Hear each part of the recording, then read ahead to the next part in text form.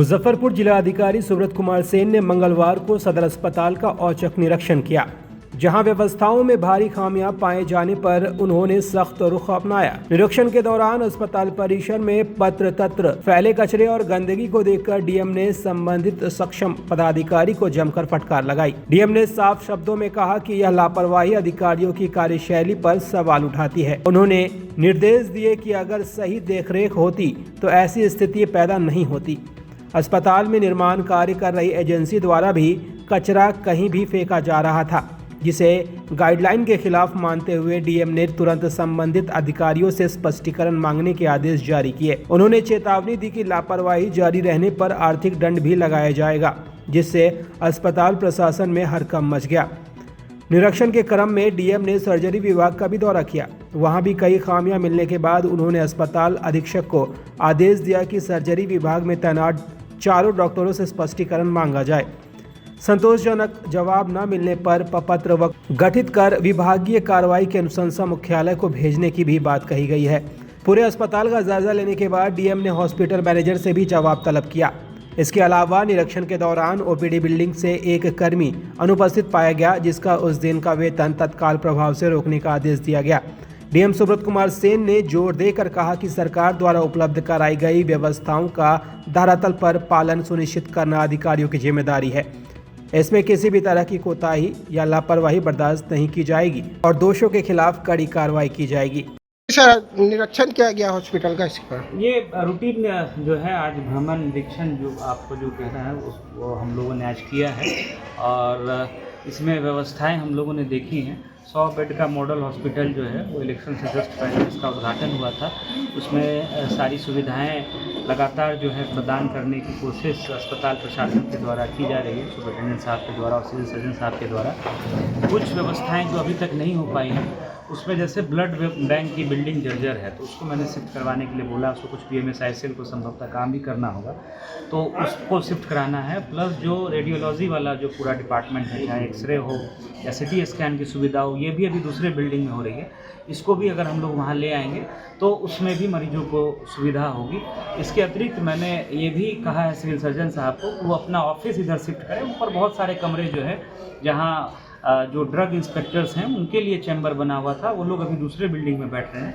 तो civil surgeon साहब के वहाँ बैठने और उनके कार्यालय के वहाँ शिफ्ट होने से जो एक एडमिनिस्ट्रेटिव जो एक मजबूती आती है तो वो भी आएगी। तो उनको मैंने बोला है कि आप टॉप फ्लोर पर जो खाली कमरे हैं कार्यालय के वहाँ शिफ्ट करिए। तो सिविल सर्जन साहब उसको भी शिफ्ट करेंगे।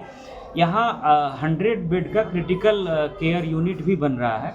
ये हम लोगों ने अनुरोध भेजा था विभाग को और इलेक्शन से पहले इसमें स्वीकृति भी मिली थी। उसमें जो हम लोग देख रहे हैं कि उसका काफ़ी सारा कचरा और मलबा निकाल करके जहाँ तहाँ एजेंसी के द्वारा फैला दिया गया है। DGM BMSICL से हम लोग इस संबंध में स्पष्टीकरण भी पूछ रहे हैं कि इस तरह की लापरवाही क्यों बरती गई है।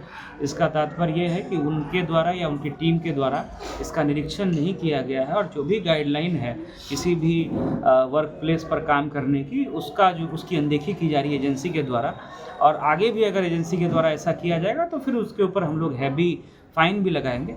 इसके अतिरिक्त कुछ सुधारात्मक बिंदु है, उस पर भी चर्चा हुआ। जैसे प्राइवेट वार्ड बन करके तैयार है, उसका हम लोगों ने राष्ट्र रोगी कल्याण समिति की बैठक में ही हम लोगों ने निर्णय ले लिया था कि 2-3 सरकारी संस्थानों से रेट मंगवा करके और उसमें अनुमोदन प्राप्त करके उसको प्रारंभ कर दें।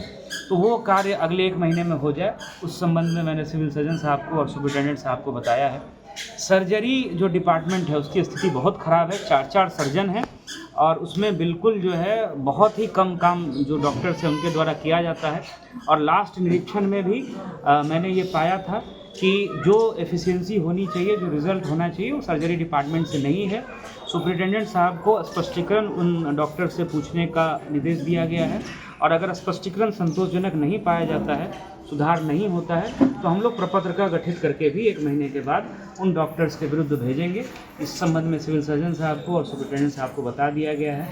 इसके साथ साथ जो MCH विंग है, यहाँ मात्र 1 रजिस्ट्रेशन काउंटर है। इसको अविलंब अगले 3 दिनों में इसको 2 काउंटर करने की सुविधा यहाँ पर बहाल करने के लिए सुपरिटेंडेंट साहब को कहा गया है, ताकि जो महिलाएं आती हैं उनको किसी तरह की असुविधा नहीं हो। पैथोलॉजी बहुत अच्छा चल रहा है। उसके अलावा जो हम लोगों का यहाँ अल्ट्रासाउंड है, वहाँ भी लगभग 45-50 प्रतिदिन अल्ट्रासाउंड हो रहा है। जीविका के द्वारा जो खाने की व्यवस्था या साफ़ सफाई की व्यवस्था है वो भी अच्छी व्यवस्था है, और जब भी क्रिटिकल केयर यूनिट बन जाएगा उससे भी काफ़ी सुविधा होगी। कुछ जगह पे हम लोगों ने कचरा फेंका हुआ देखा है, उस संबंध में जबकि हॉस्पिटल मैनेजर को ध्यान देना था तो उनसे भी हम लोग पूछ रहे हैं कि इस तरह की लापरवाही क्यों बरती गई है। लिफ्ट यहाँ लगा हुआ है, उसमें लिफ्टमैन नहीं रहने के कारण लोग भी उसको जो है ठीक से यूज़ नहीं कर पाते हैं और बार बार ख़राब हो जा रहा है। लोग कई बार उसकी रफ़ हैंडलिंग कर देते हैं। तो जो सुरक्षाकर्मी हैं प्राइवेट, उसी में से 2-3 लोगों को निकाल करके लिफ्ट को चालू करने के लिए हम लोगों ने सुपरिटेंडेंट साहब को कहा है, तो वो आंतरिक व्यवस्था के तहत उसको भी जो है यथाशीघ्र चालू करवाएंगे। तो इन सब बिंदुओं पे आज निरीक्षण हुआ। दवा वगैरह पर्याप्त है, सारी दवाएं मिल रही हैं, मरीजों का सेटिस्फेक्शन भी है। तो यही प्रयास है कि जो भी सुविधा है उसको हम लोग कैसे बेहतर करें। एक जो है MCH वीक में जो है डॉक्टर हैं, गायनेकोलॉजिस्ट हैं, वो भी एब्सेंट पाई गई हैं, उनका भी आज का वेतन स्थगित करके स्पष्टीकरण सुपरिटेंडेंट साहब पूछेंगे। तो यही सब आज के निरीक्षण के दौरान जो है